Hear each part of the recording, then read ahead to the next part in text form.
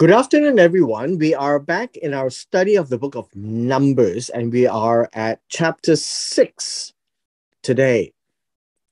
In chapter 6, we move along where we left off some very complicated and delicate situation in chapter 5, and it kind of dovetails into chapter 6, where it speaks about a Nazarite vow, and that's what we're going to cover today in chapter 6.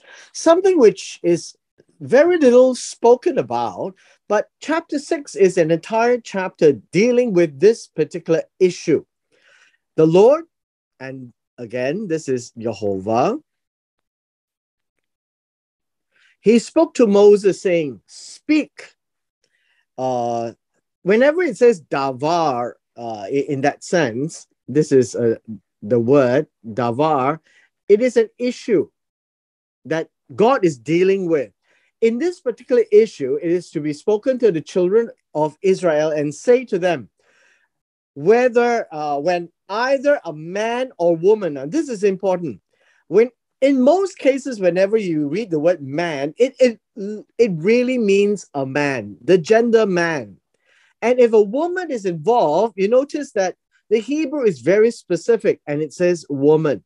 And so the ish and isha is affected here. And so whenever this happens, that they want to do a wonderful thing. I guess this is the idea. To do a wonderful thing. All right, and this word consecrates is it's not really the word here, right? Not really the word here. So to do a very surprising thing, a very outstanding thing, a very wonderful thing, and this idea here is to make a vow, right? So to take a vow, take the vow. Take the vow, meaning this is a formal promise. So this is a serious affair. Whenever you read the word vow, it is a serious affair. And the name of this vow is called the vow of Nazri. So let me just give you the Hebrew word here. It's Nazri, right? Nazri. Nazri actually means how should you go? It's about separation. All right, so it's about separation, and it is described here to separate himself to the Lord. Now, what does this really mean? The idea here is to separate himself, to dedicate himself, to, I would say, to keep, how should you say, keep away from other things. Right? Keep away from other things, and with the intent of separation for God. Now, this is it's an imagery. It's a description that no single word can represent. The Nazri, or here we in the English is called the Nazarite, is really a vow, a formal promise to God to keep away from certain things, and doing so as an allegiance to God. Now, this is a very unique vow, right? A very unique vow. And it has to do with wine or strong drink. Now, verse 3 explains. Now, this is a very, very important element. It is for the sake of God. It is to keep away from something. And what is the thing that he needs to keep away from? In verse 3, it is about separating himself from wine. Well, it says similar drink. Let me just give you the words. First of all, wine. Wine is, well, I guess it's in our own modern day terms, it's the same word. It's intoxicating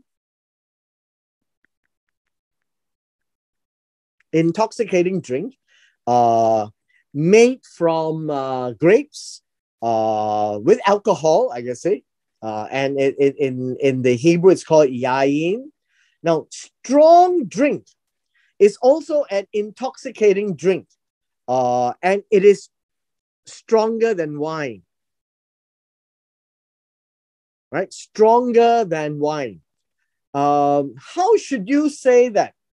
It would be old wine, probably. You could say that, old wine. And then he says, he shall drink neither vinegar made from wine or vinegar made from similar drink. Now, vinegar is sour. And this is something which you need to understand. Vinegar is vinegar.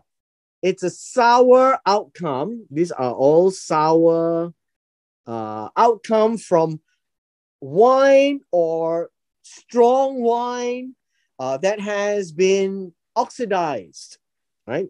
So it's a more technical term. Oxidized wine is sour. And in modern day terms, nobody drinks that. And neither shall he drink any grape juice, nor eat fresh grapes or raisins. Now, understand, raisins are dried grapes. What does this mean is very simple.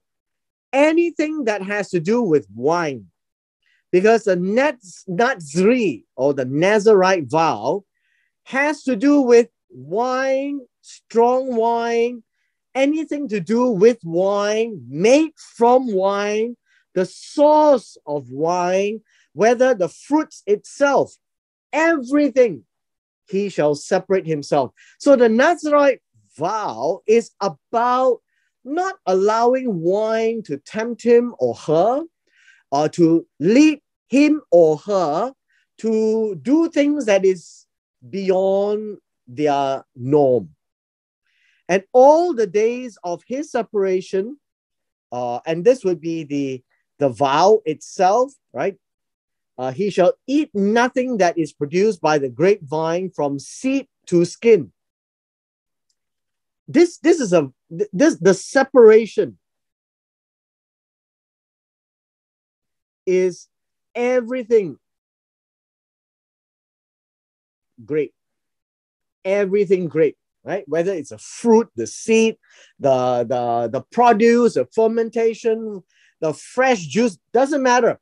Everything to do with that, because in that culture, especially in that climate, you will find that grape juice is easily fermented. And fermented grape juice turned into wine can also turn into vinegar when it's over oxidized. And so this entire passage from verses 2 to 4, we need to remember a few things before we go further down. It is about a man and or a woman, right? So we know that it affects both, and both can actually take part in this vow of a Nazarite. It has things to do with wine and everything to do with grape or the produce of wine. Okay? And that in itself is to ensure that the person is not affected or misled or misguided or led to do something that is wrong with another man or another woman. That because this chapter follows after a suspicion of adultery. Now, looking at verse 5, now describes the vow itself. What takes place in the vow? So the vow of his separation, verse 5 would be the vow of Nazri, right? The idea here is the Nazri. In this particular vow, there shall be no razor that come upon his head. Now understand that in the past, there is no such thing called scissors. They don't have our modern day concept of razor. But really, this is like a knife, a sharp knife. The blade itself, right? It's very sharp. And the idea here is he cannot cut his hair until the days are fulfilled, which he separated himself to the Lord. There is a specific period of time. He shall be holy. Now remember, what is holy? Kadosh means to be different, to be unique. So by taking on the vow, he is different from everybody else in the community. He shall let the locks of hair of his head grow.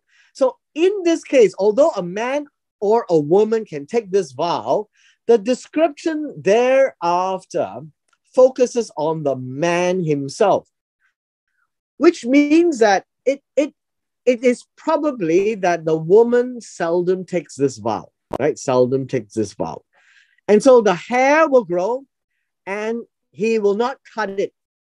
Verse 6, all the days that he separates himself to the Lord, when the idea of separation to the Lord, the idea of Nazri, is very much to keep himself for God and keep himself away from wine. But more importantly, there is a prohibition. And the prohibition here is not to go near a dead body.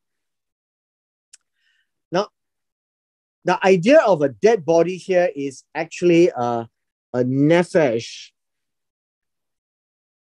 that is dead. And so it is not really a basar, meaning the flesh itself. The idea is that the entire person is dead. When a person's nefesh goes away from the body, the person is said to be dead. And we know from Levitical law that a dead person will contaminate the clean and will cause a person to be unclean, or cause a priest to be unclean.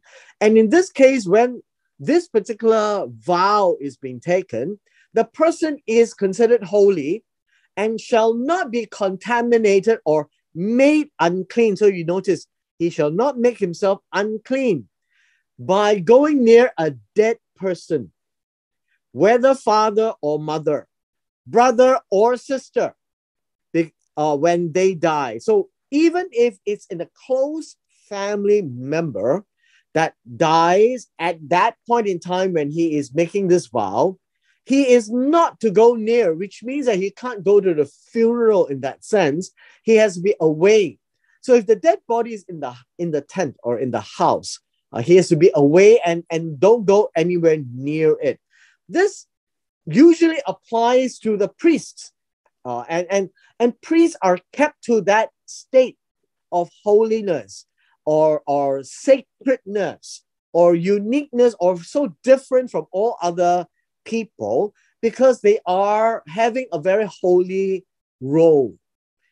In this case, the vow of the Nazarite is also very holy, and to be kept separate, the hair is not to be touched and no dead bodies. And so because his separation to God is on his head, the idea of on his head, of course, symbolically, it's about the hair, but it is also about the person himself, because the head represents the person. And all the days of his separation shall be holy to the Lord. So the entire period is holy. Now, of course, you would also say that no, if anyone dies very suddenly, it says besides him, whether at a place where he is living, and he happened to defile his consecrated head, meaning the person that is close to him dies, right? Person close to him dies. He is now made unclean. So the word defile literally means made unclean. Why? Because of the one who dies next to him. Then he shall shave his head on the day of his cleansing. On the seventh day, he shall shave it. So the period is 7 days. But because he was made unclean during that 7 days, he is told that on the 8th day, he shall bring 2 turtle doves or 2 young pigeons to the priest, to the door of the tabernacle of the meeting. Now, if you recall, turtle doves and pigeons were used in sacrifices in Leviticus chapter 1 to 5. You would see that. And it's a substitution for animals.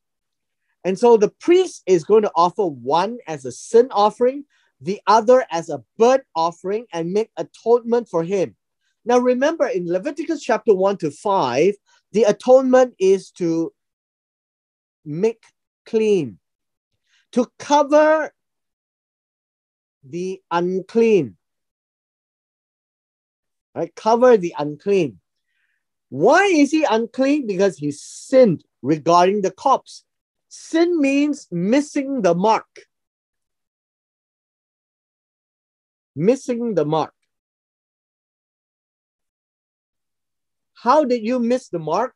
One of the criteria is do not go near a dead body, and you miss that point. And so he was made unclean, right? And so it's called sin.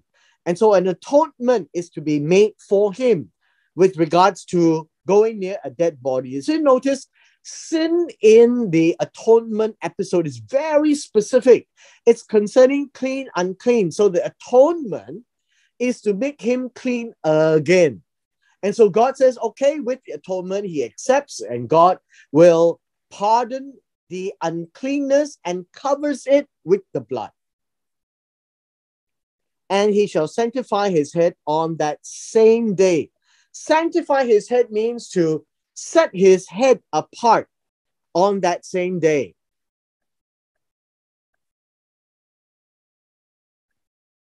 Again, he shall consecrate to the Lord the days of his separation, bring a male lamb of its first year, just like the Passover lamb, as a trespass offering. Now, notice, what has he done? He has made 2 offerings already, a sin offering, a hatat, a burnt offering, an olah, and then he brings a trespass offering. A trespass offering means asham, right?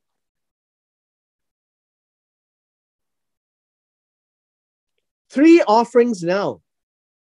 3 offerings. And you notice each of the offerings is to identify a certain element which he went wrong. Now you may think that, wow, God is so particular about this. And if you notice, this is a very holy vow. It's to be set apart for God by abstaining everything to do with wine and the produce of wine, or the cause of wine, or the source of wine. And so we have a khatat. We have, well, let me use a different color. We have a khatat. We have an olah. And we have an asham. 3 different kinds of offerings. And then there is a condition. After making all this, what does it do? It actually neutralizes or reset his Nazirite vow. All the former days shall be lost. The word lost here is to fall. To fall means it goes to the ground.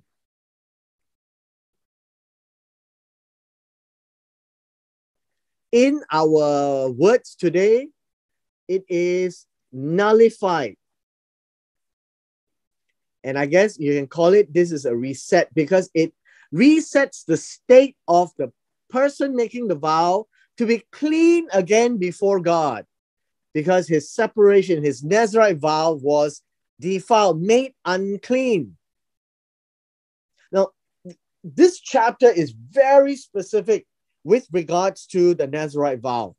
And you can see the heart of God here is because when God treats this particular vow, all vows are very serious anyways. And God says you cannot do anything that is in violation of the law of the Nazarene. What is the law? This is the Torah of the Nazarene, right? Nazarene. Nazir, sorry. Nazir, right? Nazir. Now, after we read this, it means that he has to do it all over again, right? He has to do it all over again.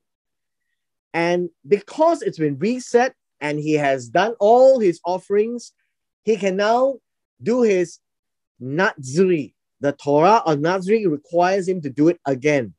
And so the days of his Nazir are fulfilled. Remember, that would be 7 days.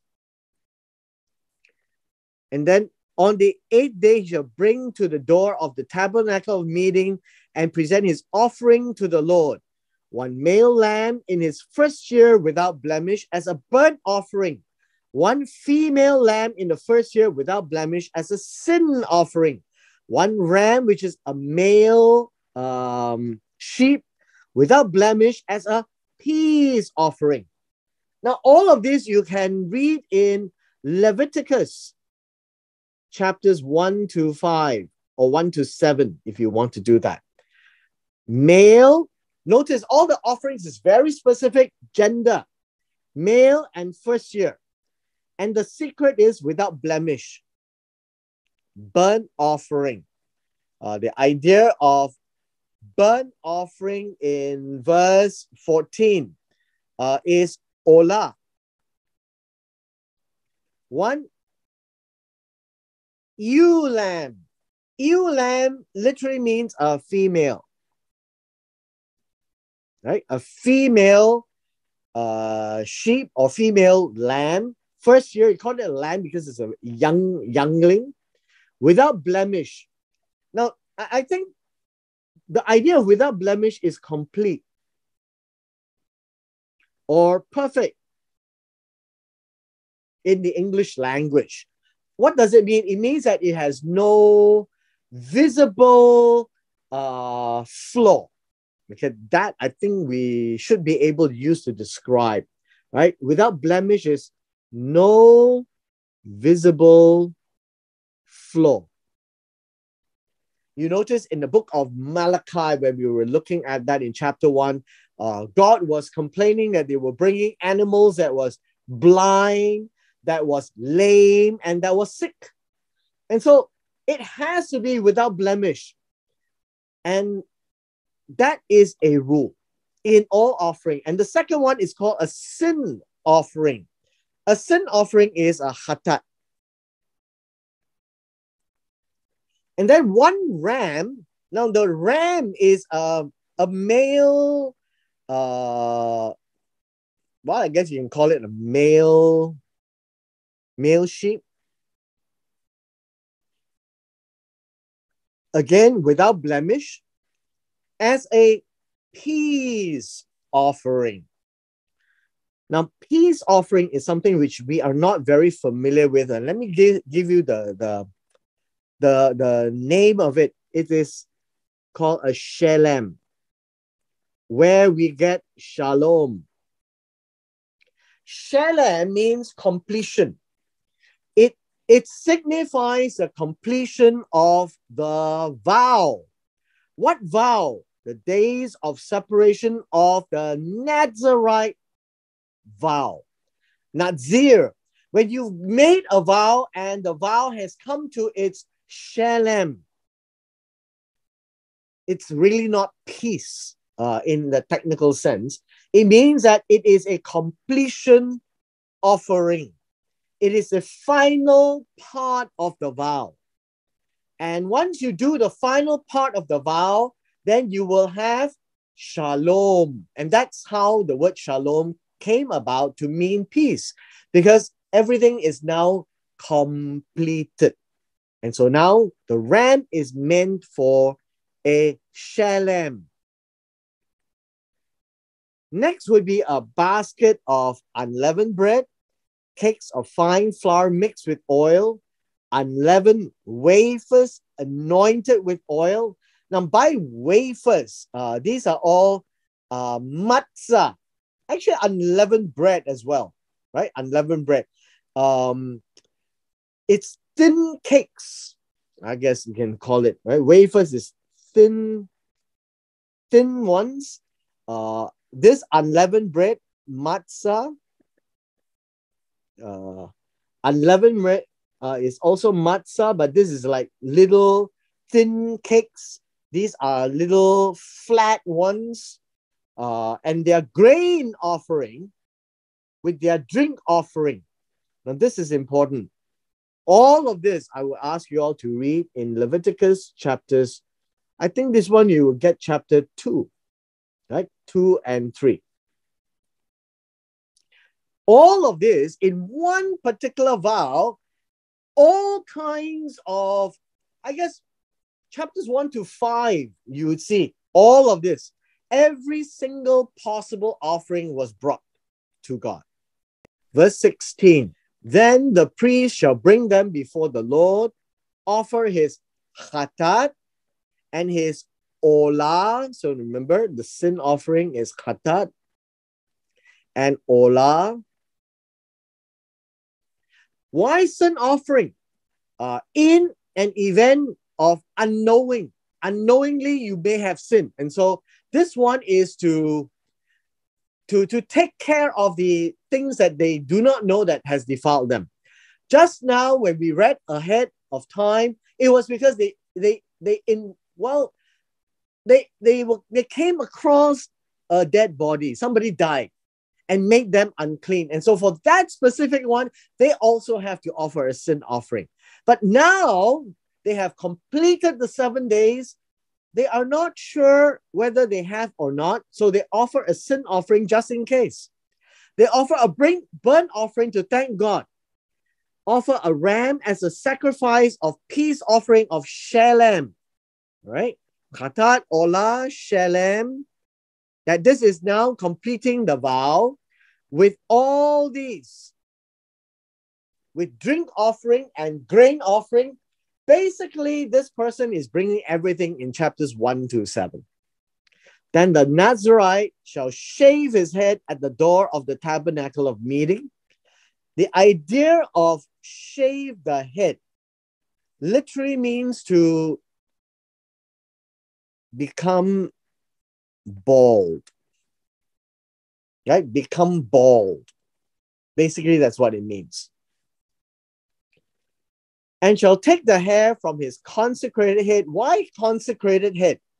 Because his head, in verse 18, his particular head was separated for God. Right? Nazir. For God.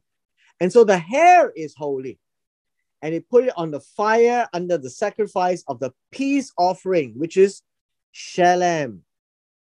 Because the peace offering is the final completion of the vow. Right? That's basically it. Now you look at verse 19. The priest shall take the boiled shoulder of the the ram. Verse 19 basically tells us the ram that is cooked. Now, not necessarily boiled, cooked. And I think it is barbecued in fire, not boiled in water, because there is no water boiling for sacrifices. So it is cooked shoulder of the ram, one unleavened cake from the basket. Now this time it's called the cake. It is a cake with holes, I guess. It's a piece of cake, and then you get holes in it. From the basket, and one unleavened wafer, which is a flat matzah, and then put them in the hands of the Nazarite, the person who did the vow, who brought all this, after he has shaven his head. And the priest shall wave them. Now, this is also a wave offering. The wave offering will wave it left, right, front, back, top, down. It is called a wave offering.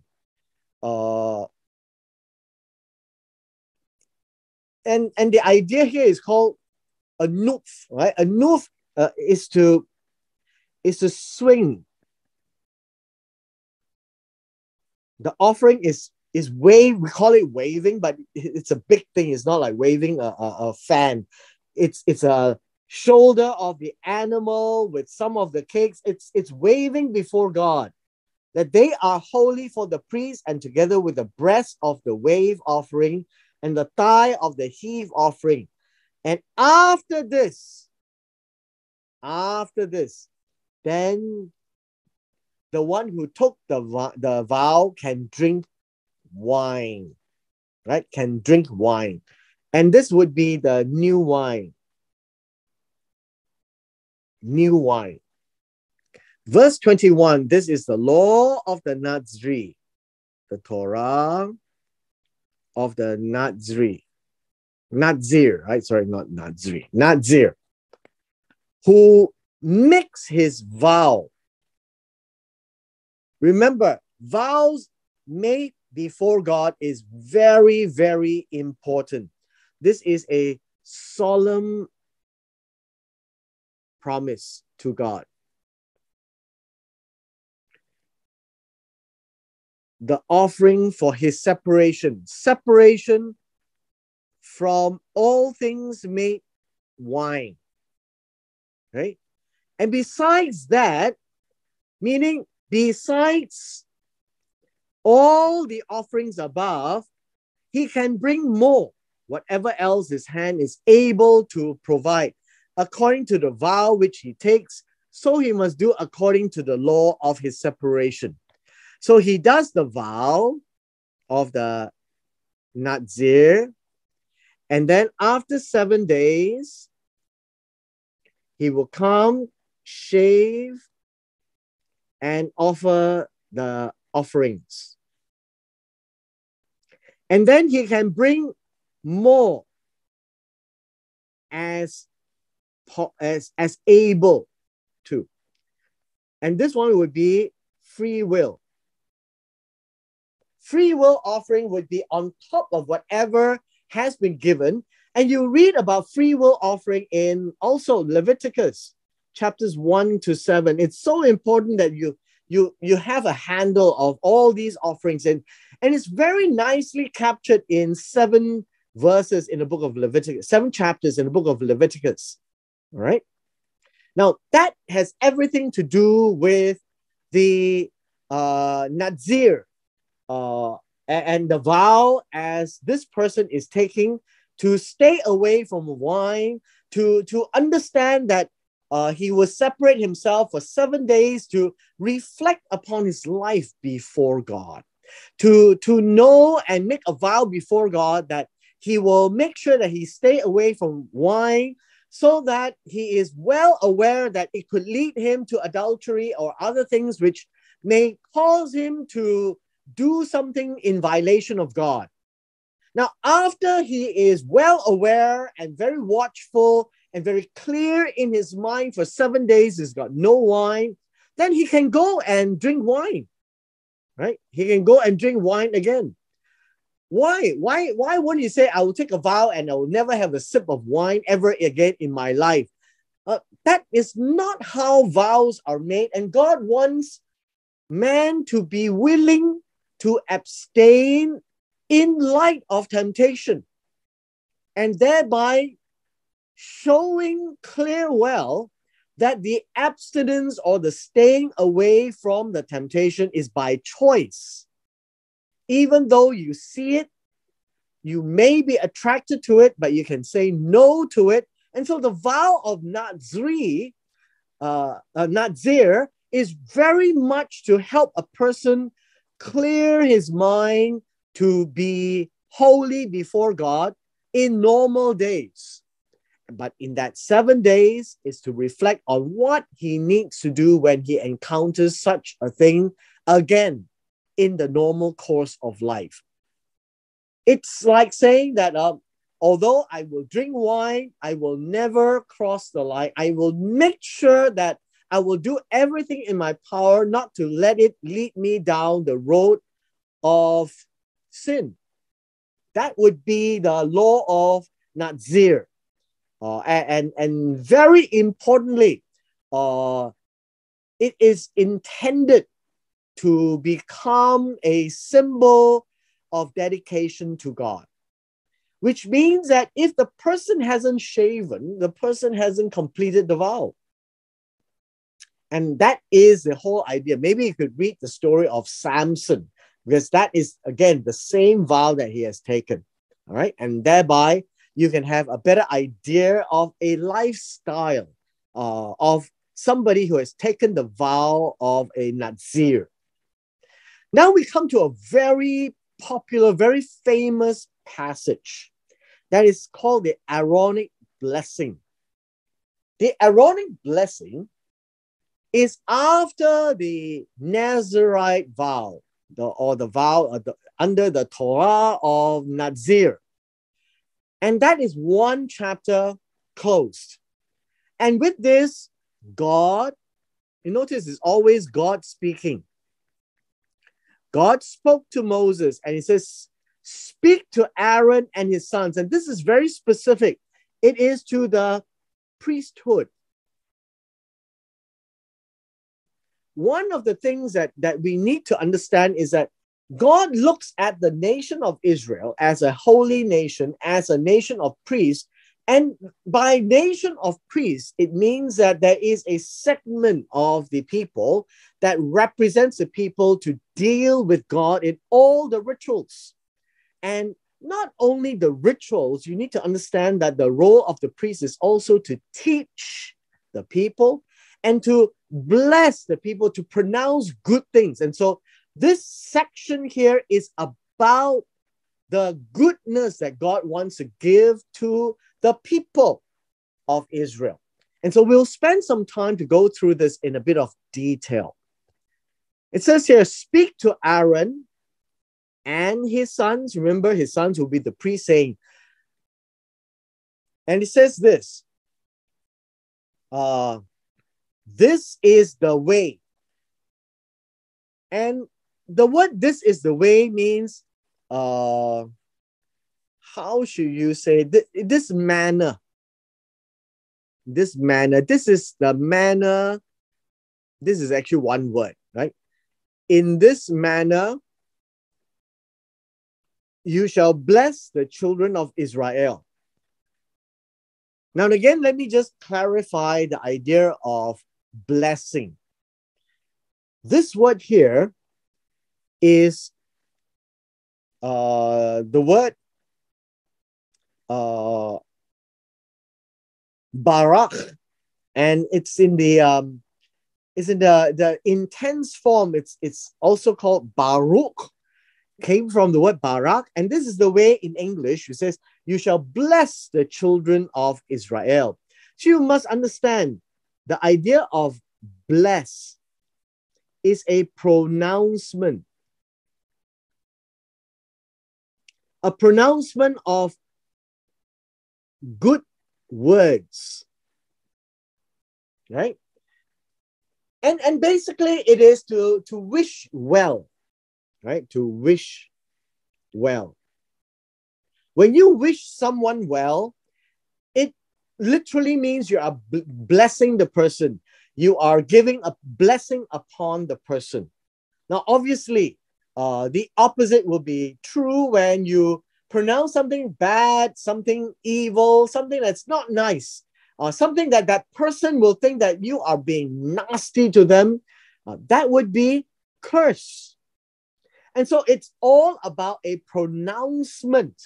There is nothing magical about blessing and cursing, except that the person who hears these words will either be encouraged in the positive way or discouraged in a negative way. And so this is the Hebrew concept. Now, in modern day, of course, when you say bless, we expect things to happen when say God is going to bless you. And so you expect, things to come out of wondrous, miraculous states. But that's not how the Bible presents blessing, and neither cursing. So understand this idea of blessing in what we call the Aaronic blessing. It's the priest pronouncing it. So it's not just any Tom, Dick, and Harry. They don't go around blessing each other using these words. Why? Because as a nation of priests, the priest takes care of all the religious activities, right? The religious tasks, the religious motions, the teaching of religious matters.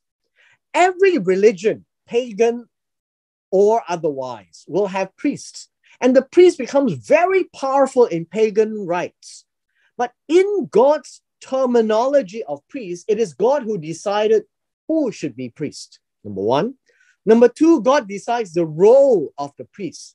And so it's not the people giving authority to the priest. It's God telling the priest what you can and cannot do, and how you should bless, because this is the way where if they express the blessing, it is as if God is blessing. That's the concept of the priesthood giving the blessing. All right. And so this is the way the priest should bless. You means Aaron and his son. So know the pronouns. Bless who? The children of Israel. Why? Because the children of Israel has God as their God. And so everyone who believes in God expects and anticipates blessings from God. The pagans will expect it from their God, and so would the children of Israel expect it from Jehovah, their God, the God of Abraham, Isaac, and Jacob. And in this priestly blessing, I think we need now to break down the Hebrew context. So let's begin. First of all, note all the one who is a source of blessing. So look at these words: the Lord, the Lord, the Lord. All right. So now we can say that the Lord is the source of blessing. And so this is an acknowledgement of who God really is. And you don't want blessings from, well, I guess we want blessings from our friends and family, because when something nice is heard from them, it encourages us and soothes us. Not that it can materialize and become real. The only time that it can materialize and become real is when it's wished upon them by God. And so blessing is well wishes, right? Wish well, good wishes, good words. And so what does God say here? This is how you should do it. And it is to you, right? To you. Who is you? Keep you. And that would be Aaron. That would be the children of Israel, right? That's the target. So it is as if the priest acts on behalf of God to say these words at specific times. All right, so we now know two things. Now let's look at all the verbs and adjectives. The verbs and adjectives work this way. The first word is bless. The word bless literally means to kneel. In the old days, the person who blesses is the person who bends the knee. Bends the knee. That is a very visual imagery of blessing. And so remember, Hebrew words are all very vivid, very action-oriented, very concrete. And so the idea of blessing is not just to move the lips, but to bend the knees and say, the Lord bless you. The Lord bends his knees to you. And in that sense, it is not to bend in humility. It is to bend as a symbol of blessing. And that's ancient. So ancient English way does the same. European way is all the same, right? The second one, to keep you, to guard you, to keep watch over you. Isn't that nice words? That God is going to watch over you. That's what it means by keep. And the word here is shamar. And now the other one is that God will make his face shine upon you. I think you would see that the word make shine is this word here, right? So you say make shine.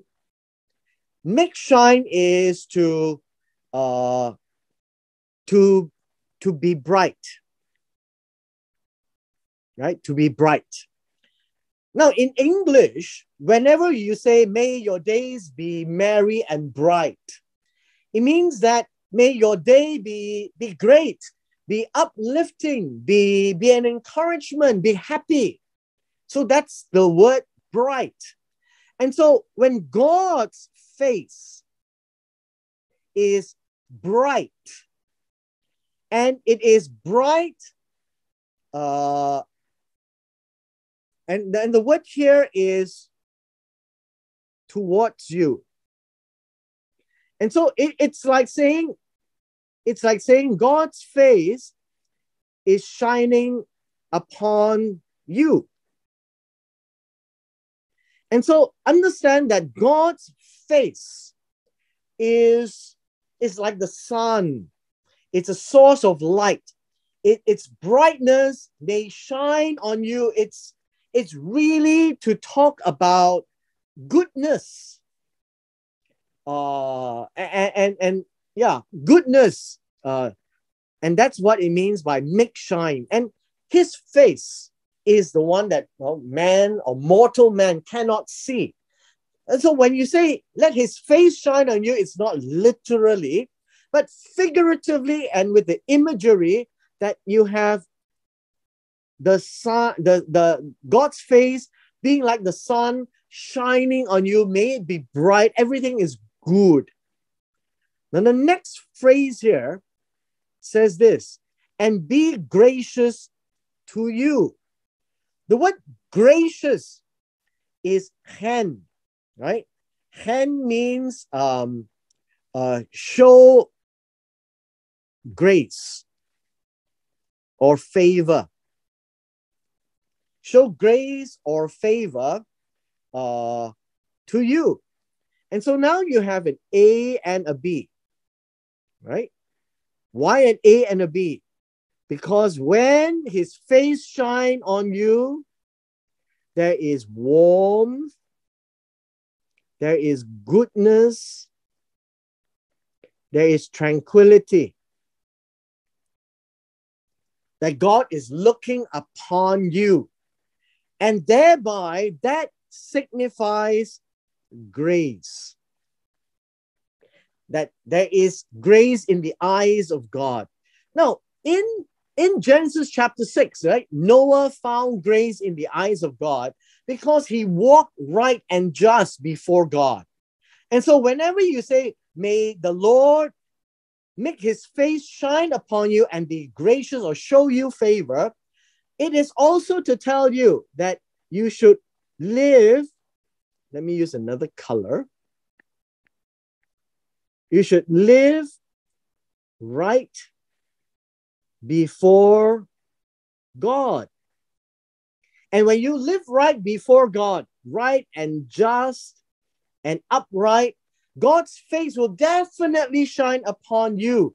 You see, all these words are conditional upon in normal circumstances. Now, if you happen to go around rebelling and sinning, and you say, may the Lord make his face shine upon you, it has no meaning. Because God cannot be gracious upon one who is rebelling against him. That's what it means, right? Let's look at verse 26. The Lord lift up his face. Now, the word countenance is face. And now you understand why this is face.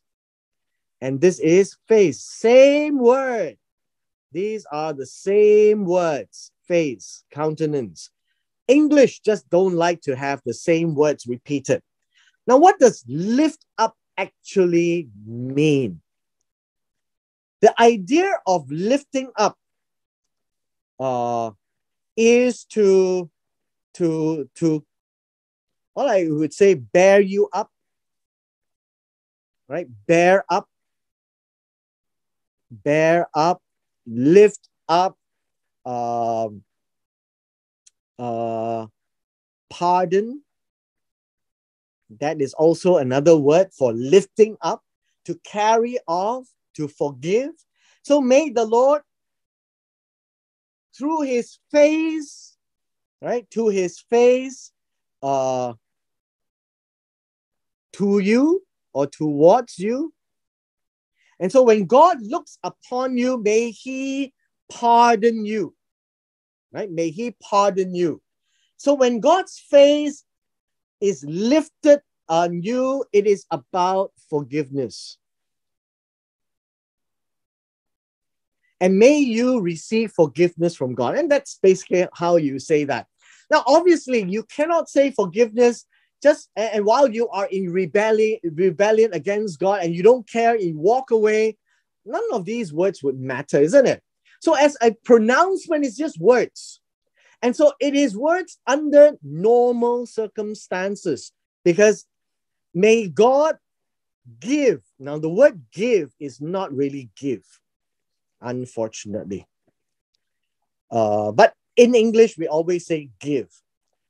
We would say that may God put in place, right? Put in place or lay upon you, establish peace. And by peace, we all know this word, shalom.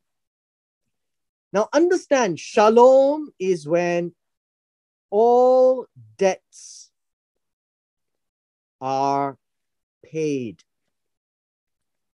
completed, which means shalem, right? Redeemed.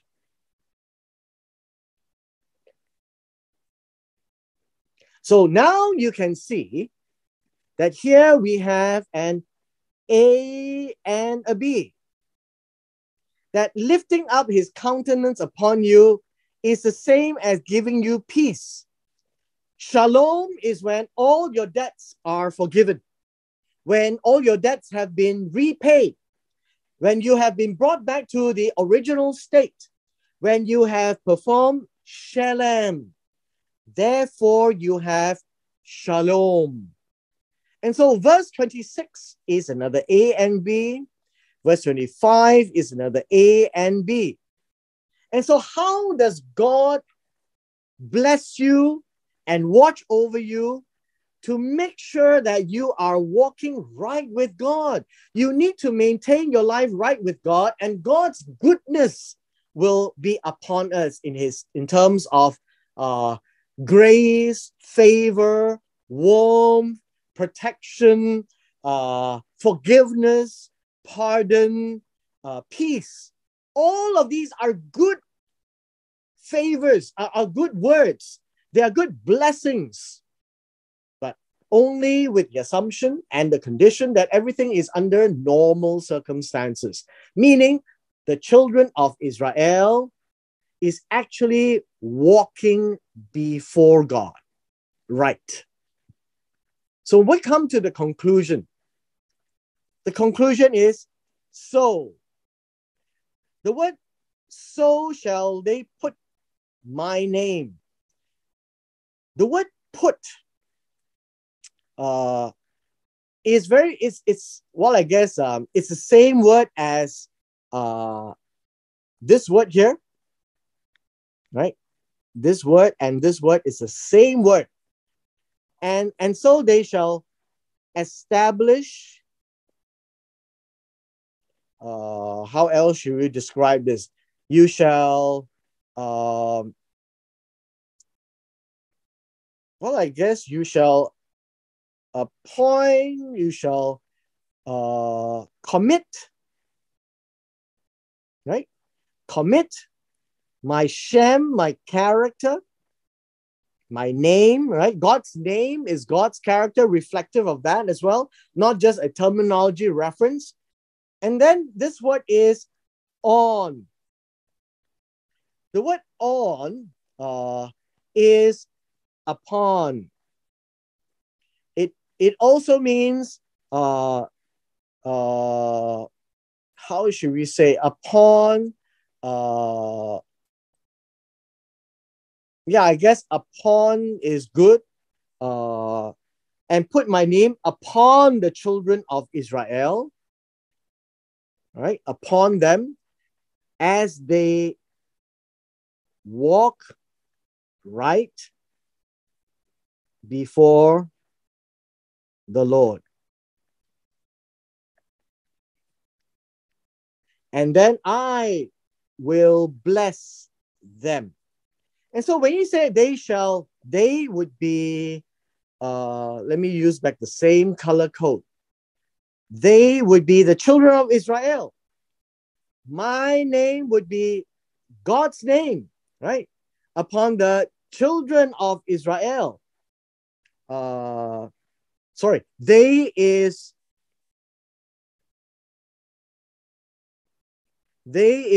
the priests, right?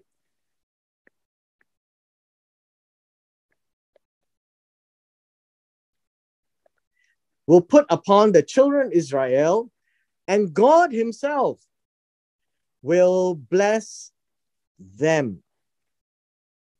Why would God bless them? Is it because the priests said these words? First of all, let me take one step back, and we're running out of time. This Aaronic or priestly blessing is not a magic potion. The nation of Israel is not given a magic word. The nation of Israel is given the priestly blessing for one fundamental purpose: to walk right before God and to always remember who God is before them. He is the source of their life. He's the source of blessing. Has a particular character that the children of Israel needs to reflect. And only then will God bless.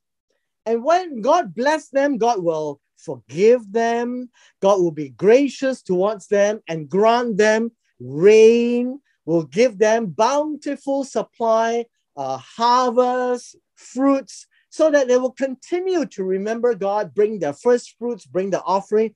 And that in itself is the ecosystem. God with the children of Israel you would see that they are to walk right before God, and then God will bless them. You notice, God doesn't bless them when they are not right before God. God will only bless them under the normal state of affairs, walking right before God. Otherwise, these words are hollow. They are just a pronouncement, but it has an intent to keep God's character in their faces so that they will always remember who God is and how they are to live.